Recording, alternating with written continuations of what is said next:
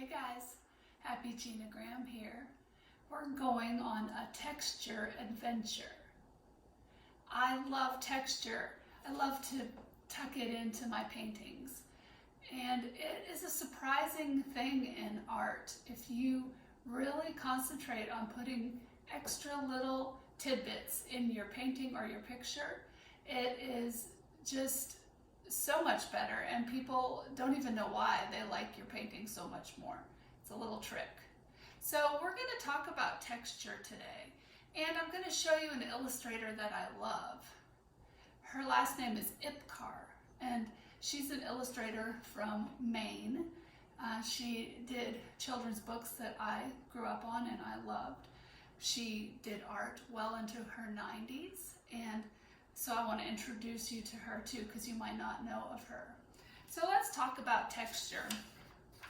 Here's a definition of texture. Kind of zoom down here so you can see this. Texture is the way an object looks and feels, such as it's rough or prickly, smooth or fluffy. And texture is one of the elements of art. We're going to talk about real texture versus implied texture. Now, real texture is when an object feels just like what it looks like. So you go outside and you rub the bark of a tree. It looks like it's going to be bumpy, and it is bumpy when you touch it. Implied texture is different, and it's what we use a lot in art. So when an object looks bumpy, yet it's actually smooth. It's an illusion. And it's very super cool. So a photo of a tree would be smooth to the touch, but it would look bumpy, wouldn't it? Now let's look at Ipcar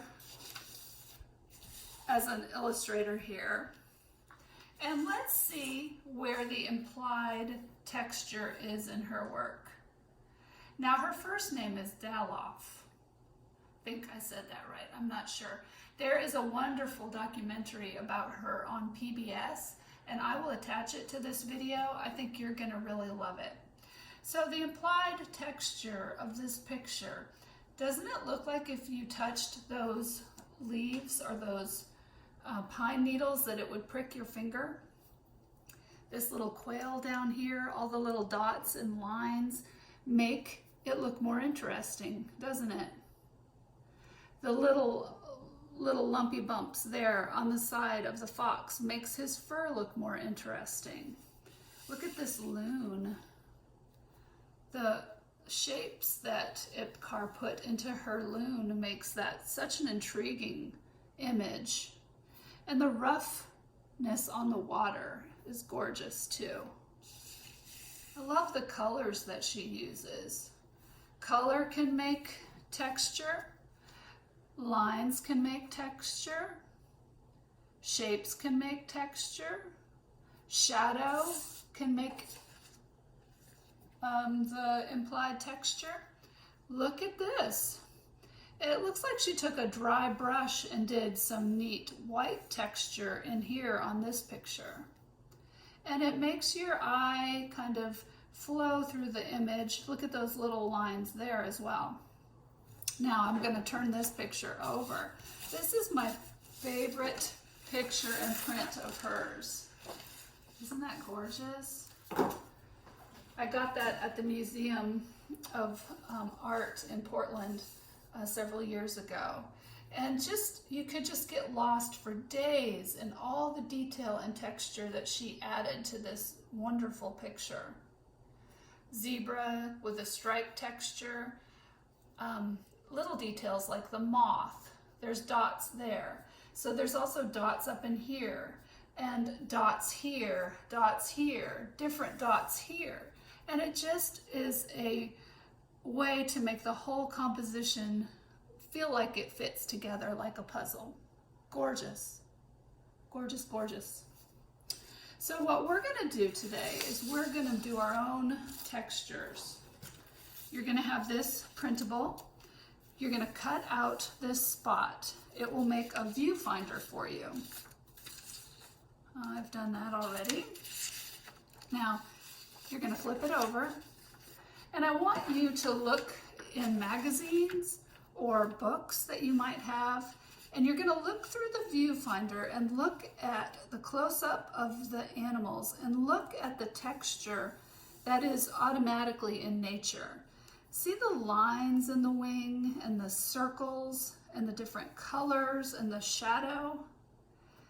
So what you're going to do is you're going to take colored pencils or crayons and you're going to mimic the shapes that you see onto the page here. Is it going to be perfect? No. You're not even really trying to do it exact.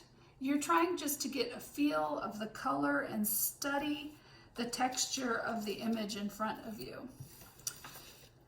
Here is a jaguar. Now the reason I have the white paper is it's not as distracting. Take your viewfinder, go all along in here and see what pops out at you as interesting. Stare down at it and you see there's all sorts of colors in the coat of the jaguar that you might not really notice until you stare. Here's the elephant that I used. Look at that elephant skin. If you squint and stare down at it, there's a tan color in there too that is surprising. We think of elephants as just gray, but there's like a brown, some tan, some gray in there as well.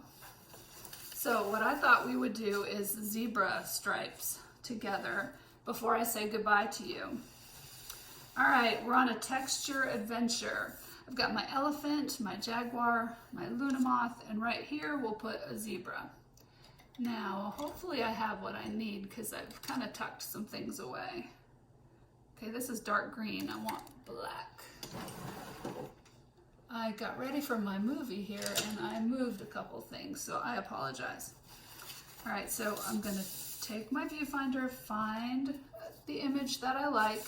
I'm going to come here and I'm going to do an ish drawing. Now, it's surprising that the zebra stripe almost looks like a Y coming up through, so I'm going to do that. Here it goes. I've got gray, and just because I couldn't find black as we were here, I'll try to find black in a minute and color it in that way, but I'm just drawing the shapes that I see. Coming down like that. These are going to be the colored spots. This right here is the white spot. This is this white line here. And it makes kind of like a Y, doesn't it? Now I'm going to come down through here. If I don't try to name things and just look at the lines and how they connect to each other, then it's a little easier for my brain to draw what's really there. And like I said, I'm not trying to be perfect because that's not the point of this. The point of this is to be observing the texture in the animal hide. I'm going to come around in here. Some of the lines are thinner, some of the lines are thicker, and you don't really notice that unless you really stare. So now this black line here is what I'm going to go for. And I'm actually staring at this the whole time and not even looking at my other hand. And we'll see how it turns out. It's kind of thinner there at the bottom. Now, I like this shape here, so I'm going to skip this one and just tuck this one in now because I like it.